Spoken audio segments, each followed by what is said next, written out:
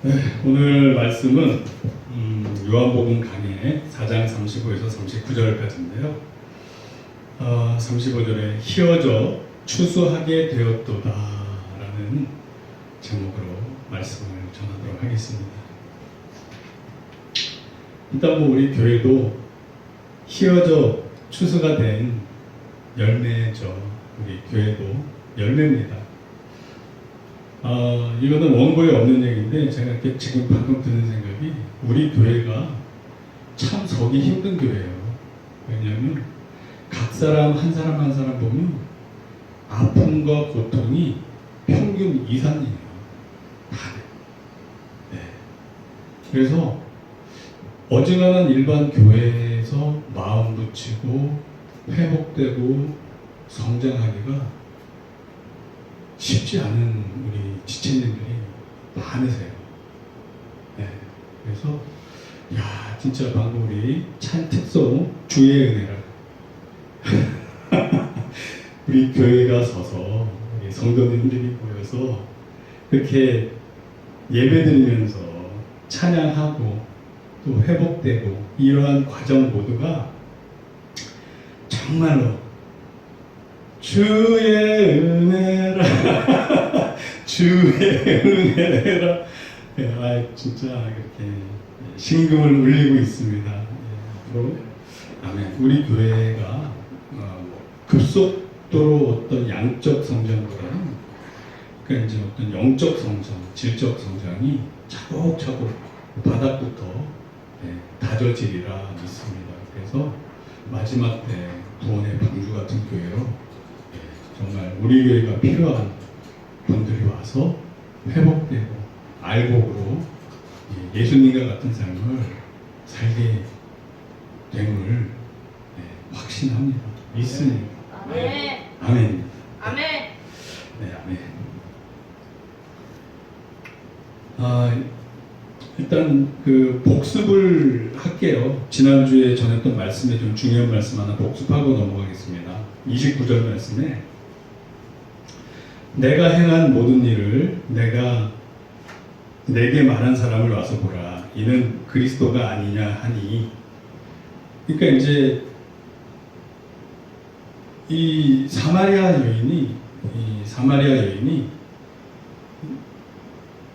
우물에 있다가 예수님을 만나게 돼요. 예수님을 만나게 되는데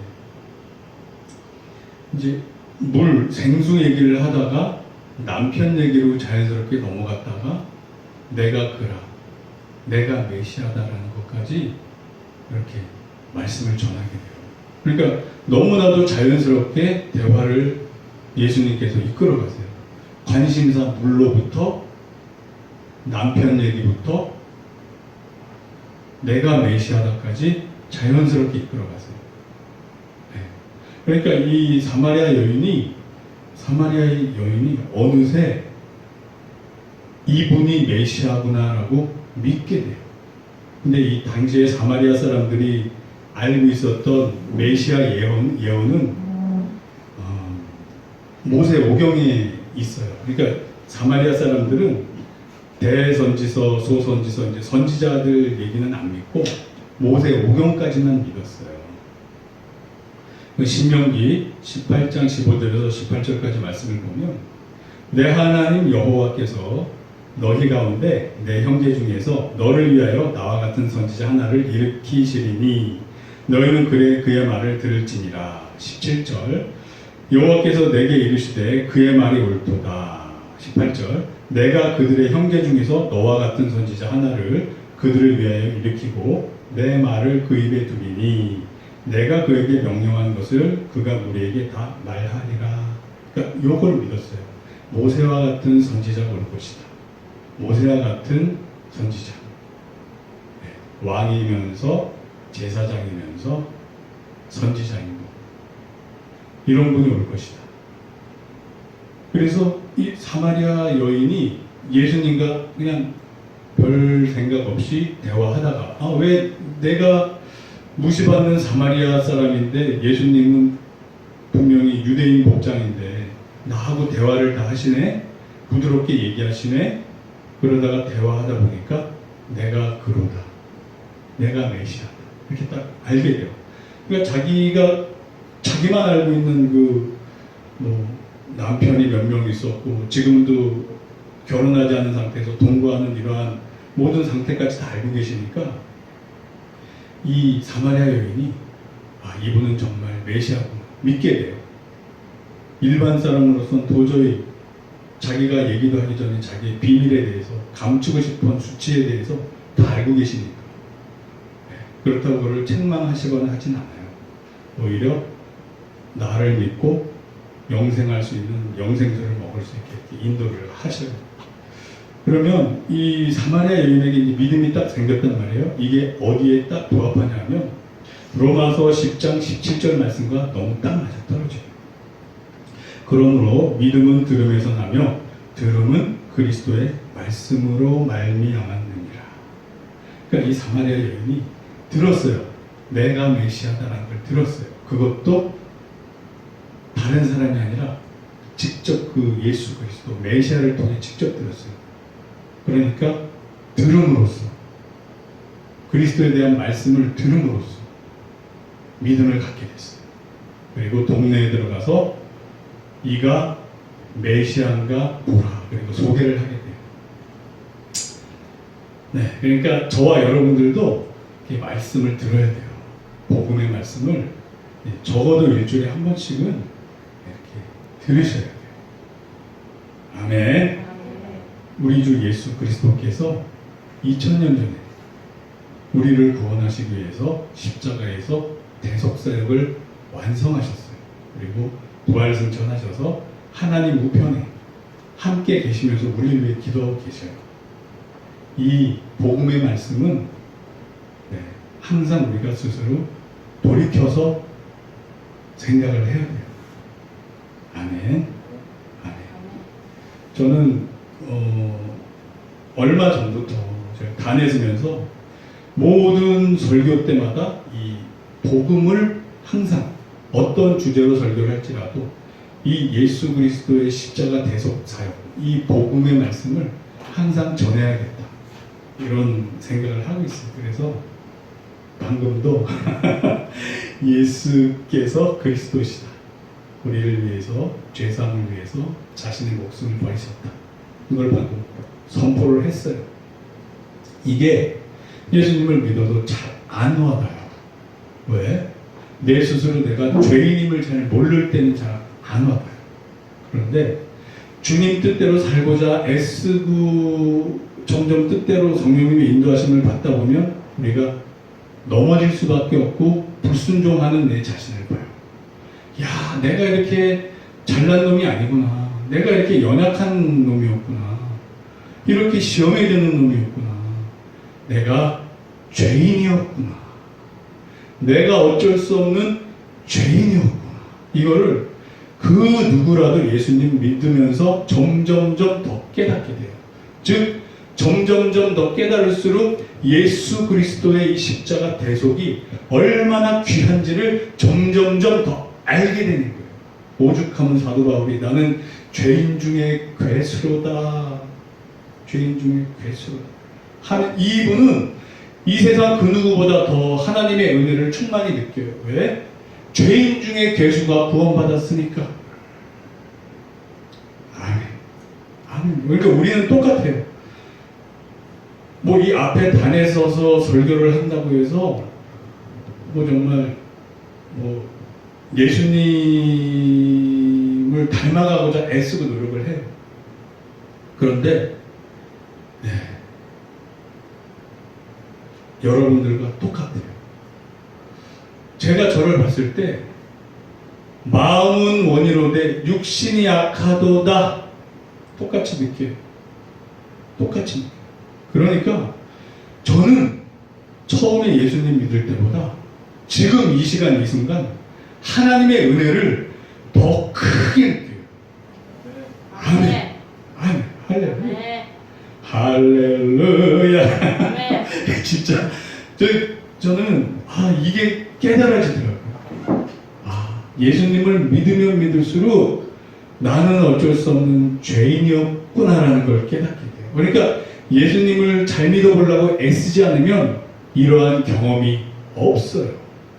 그래서 성령님의 인도하심에 순종하는 삶을 살아야 돼. 그래야 하나님의 은혜가 정말 리얼하게 막 깨달아지고 느껴져요. 아, 우리 그 예수님이 아니었으면 어떨 뻔했을까. 사도 바울도 그렇게 고백하잖아요. 그러나 우리 주 예수 그리스도로 말미암아 내가 하나님께 감사하리로다.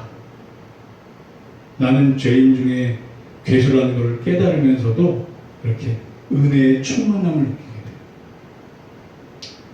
아멘. 저와 여러분들은 이렇게 정말 주님의 크신 은혜를 항상 체험하면서 사시길 바랍니다. 자, 본문으로 들어가서 35절. 너희는 넉 달이 지나야 추수할 때가 이르겠다 하지 아니하느냐. 그러나 나는 너에게 이르노니 너희 눈을 들어 밭을 보라. 희어져 추수하게 되었도다. 자, 이제 때가 되면 무르익으면 추수를 해야 돼요. 근데 여기에 맞는 한 가지 사례를 제가 들으려고 해요. 이 사마리아 여인과 좀 비슷한 케이스예요.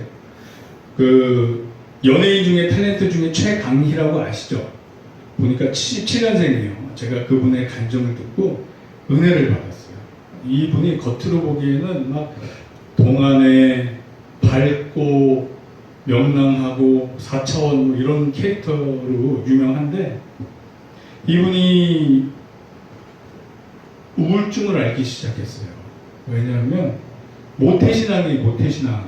근데 엄마의 강권에 따라서 그냥 주일 예배만 형식적으로 드린 거예요. 그래서 이분이 얘기하기를 예배 드릴 때 딴 생각하면 너무 생각이 머리가 잘 돌아간대요. 뭐 스케줄 생각 막 이런 거. 그러다 보니까 이분이 인격적으로 예수님을 만나지 못했어요. 그래서 뭐 술, 담배도 하고 세상에서 어떤 위로를 얻으려고 많이 애를 썼었는데 이분의 증상이 그래요. 이제 자기 캐릭터 자체가 밝고 명랑한 스타일이라 밖에서는 뭐 개그맨이나 친구들, 연예인들끼리 막 웃고 떠들고 재밌게 논대요. 근데 집에 들어와서 문 딱 닫고 방에만 들어가면 그때부터 눈물이 나온대요. 그냥 슬픈 거야. 사는 게 그냥 슬픈 거예요. 그리고 이분이 이렇게 고백을 해요. 오늘이 끝났으면 좋겠다. 내일이 계속 온다는 것이 끔찍해요. 그냥 오늘이 빨리 끝났으면 좋겠다는 거예요. 그리고 내일도 안 왔으면 좋겠다는 거예요. 그냥 내일 하루하루 사는 게 끔찍했대요. 그리고 자기 자신의 어떤 어두운 방 같은 게 있는데 자기만의 비밀인데 이게 노출되고 세상 사람들한테 버림받을까봐 두렵고 그래서 그냥 방에서 안 나오고 방콕족이 되기 시작했대요. 그냥. 그러니까 이분은 정말 이게 힘들었나 봐요. 그래서 연기도 꽤 연차가 됐는데도 어느 순간부터는 연기가 잘 안 되더래요. 연기도 안 되고 막 자기가 하는 모든 행동들이 막 수치스럽게 여겨지는 거예요. 이거는 결국 사탄의 밥이 됐다는 증거예요. 그렇게 사람을 속이고 쓰러뜨려 죽이게 하는 건 사탄이에요. 근데 거기에 지금 발목 잡힌 거예요. 교회는 형식적으로 다니지만 예수님을 인격적으로 못 만났어요. 그래서 정말 죽을 것 같더래요. 내가 예수님을 믿지 않아 왔지만 그래도 그동안 계속 다녔으니까 또 어머니의 기도가 있었고 그러니까 어느 날 회심을 하게 돼요. 막 이제 통성 예배 시간인데 그래도 이 어머니가 이 딸을 위해서 교회를 여러 군데 옮겼대요.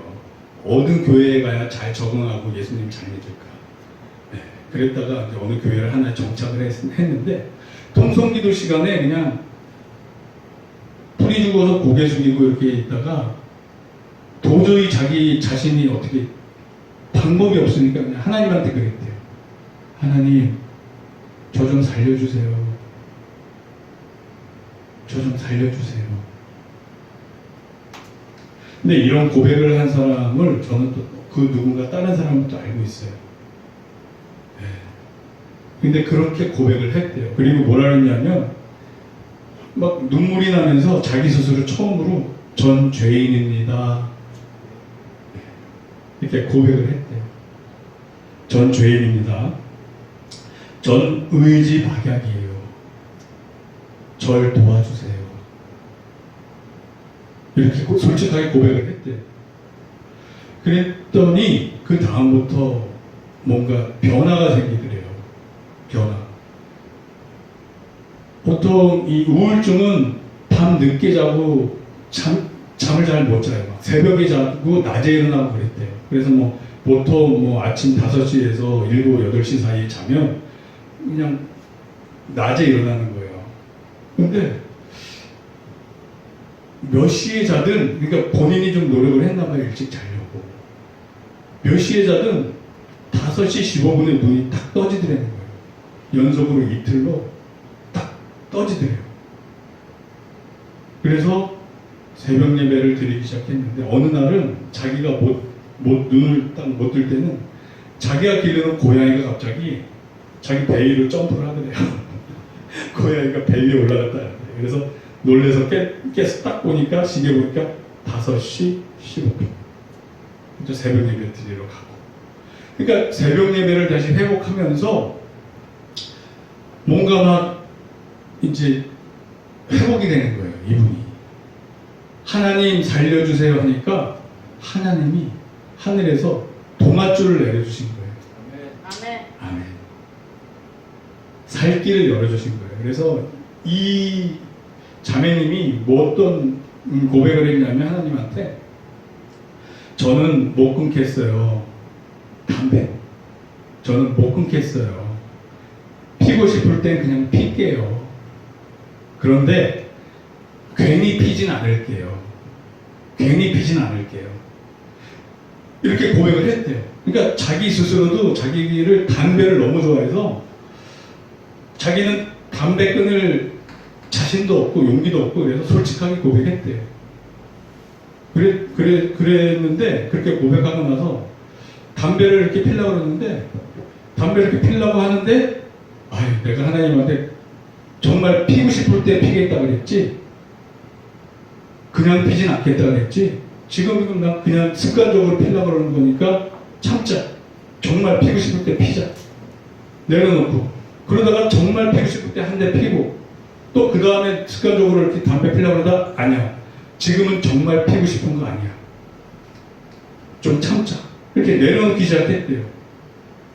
그런데 이 자매님이 이사를 가게 됐대요. 근데 그 자기가 이렇게 고백한 6개월 이후에 이사를 가는데 자기가 피던 담배 한 갑이 그대로 있는 거예요. 몇 가치밖에 안 피고 그대로 있는 거예요. 그러니까 자기도 의식하지 못한 사이에 그냥 담배가 끊어진 거예요. 술도 그랬대요. 그리고 어떤 인간관계에 막 묶여있는 것도 막 걱정을 했대요. 근데 그냥 딱 가서 안 좋은 인간관계 딱 끊고 세상적으로 묶여있는, 물려있는. 근데 나중에 전도하기 위해서 또 이렇게 할 수 있어요. 근데 예수님 믿는 들어가는 그 순간에는 좀 세상과는 어느 정도 단절될 필요가 있어요. 왜? 내 신앙을 지키고 내 신앙이 자라는 동안에 내가 어느 정도 자란 다음에는 이제 세상에 나가서 전해야죠. 근데 그전에는 좀 울타리 안에서 보호받으면서 그럴 필요가 있어요. 스스로의 어떤 자생력을 갖기 전까지는. 그랬대요. 그래서 이 자매님이 이렇게 이제 거듭났어요. 인격적으로 주님을 만나고 거듭났어요. 그래서 이 자매님이 전도를 하기 시작했어요. 전도. 그래서 이 자매님이 감독을 한 전도 동영상을 제가 틀어드릴게요. 그러니까 인격적으로 예수님을 만나면 사람이 변하게 돼요.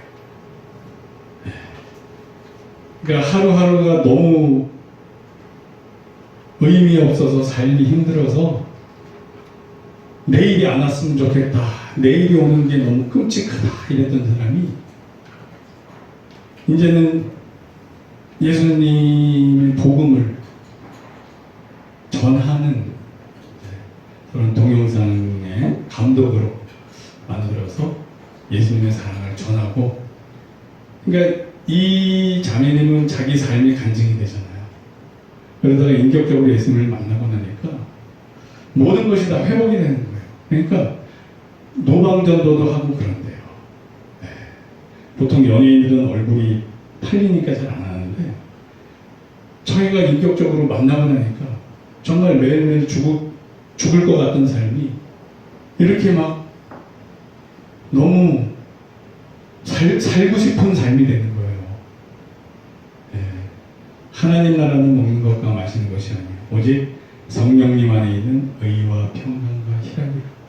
이 평강과 희락, 기쁨을 누리면서 사니까 이 기쁨을 남들에게도 전해주고 싶어서 저런 동영상을 만들어서 예수님을 믿으세요 이렇게 전하게 되는 거예요.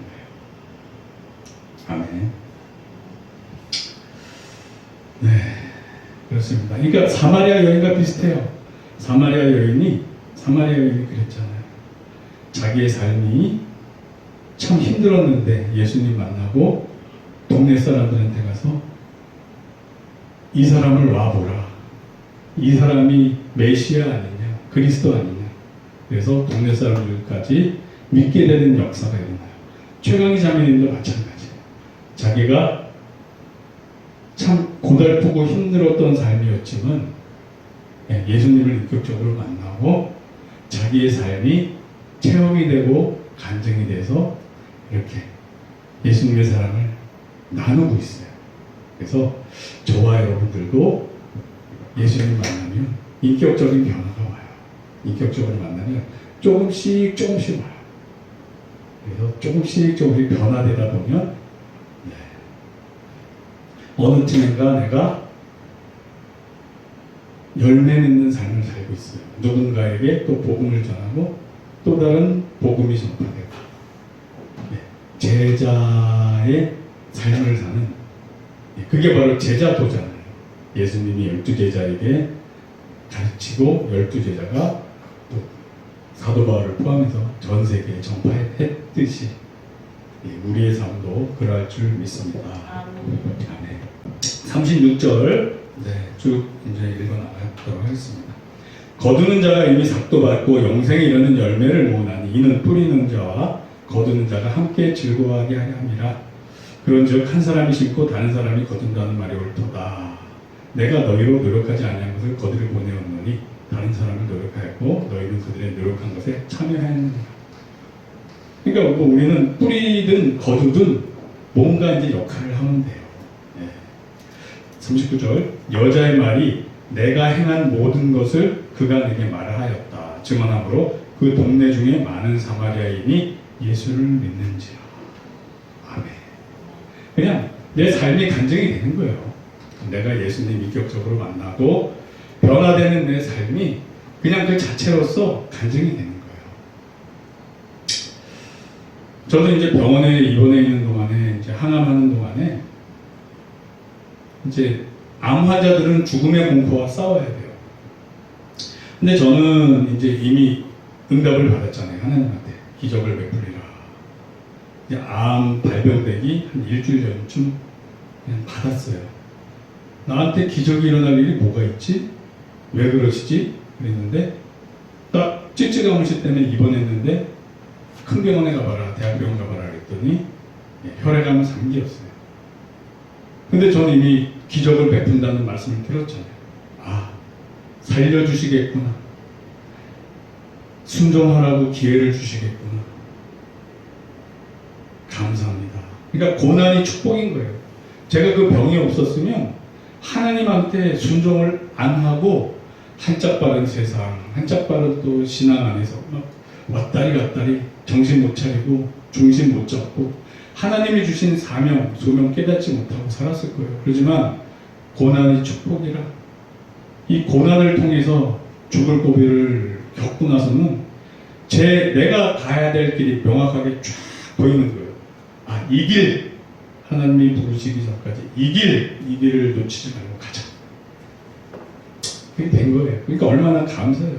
그러니까 고난이 축복이다. 이 최강희 자매도 그래요. 자기가 그렇게 우울증으로 죽을 고비를 넘고 나서 예수님을 만나는 그 희열과 기쁨, 희망을 맛봤잖아요. 그러니까 어디 가서 담대히 전할 수 있는 거예요. 자기의 삶이니까.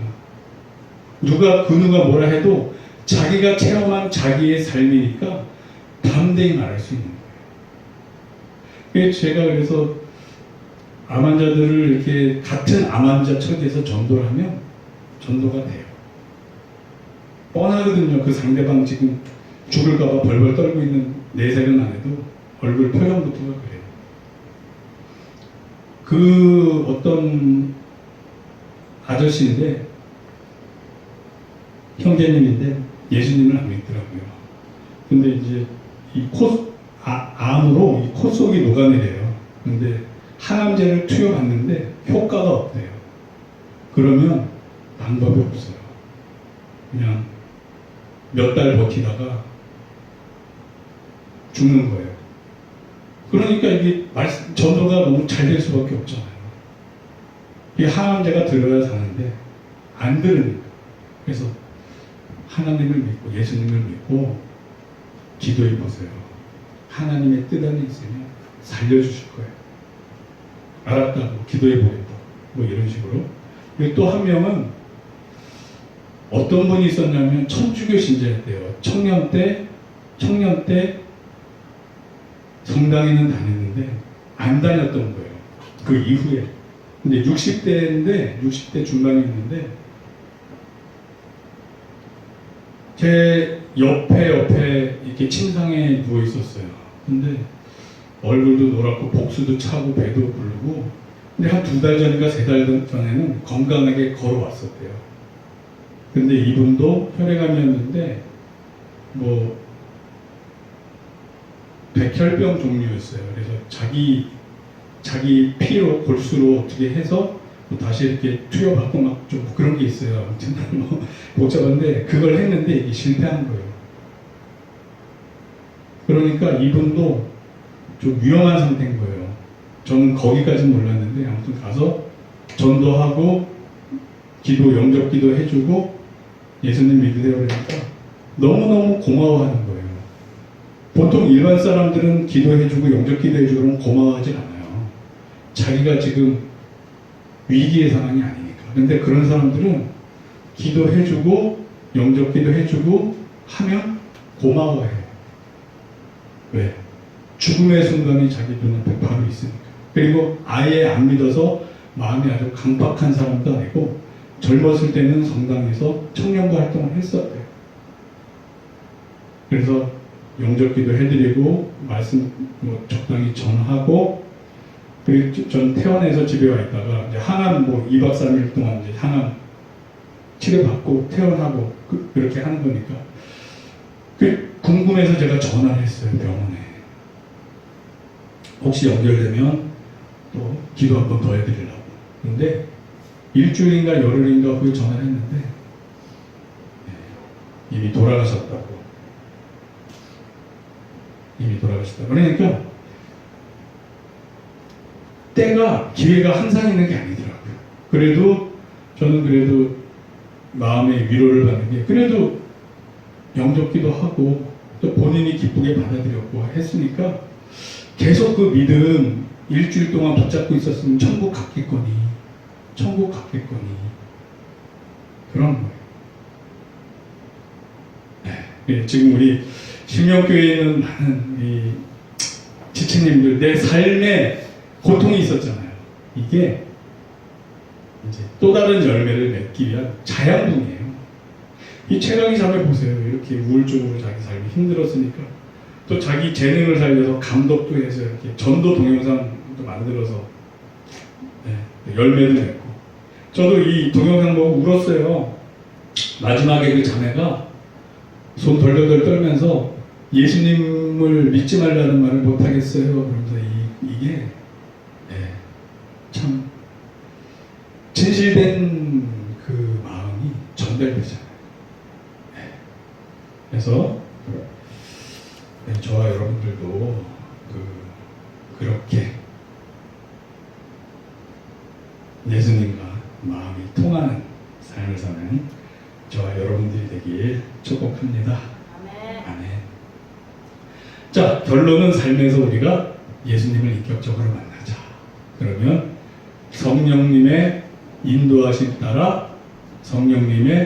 인도하심 따라 우리의 삶이 변화되기 시작합니다. 아멘. 아멘. 아멘. 아멘입니다. 그리고 그 내 삶의 경험을 주변의 이웃과 나누자. 아멘.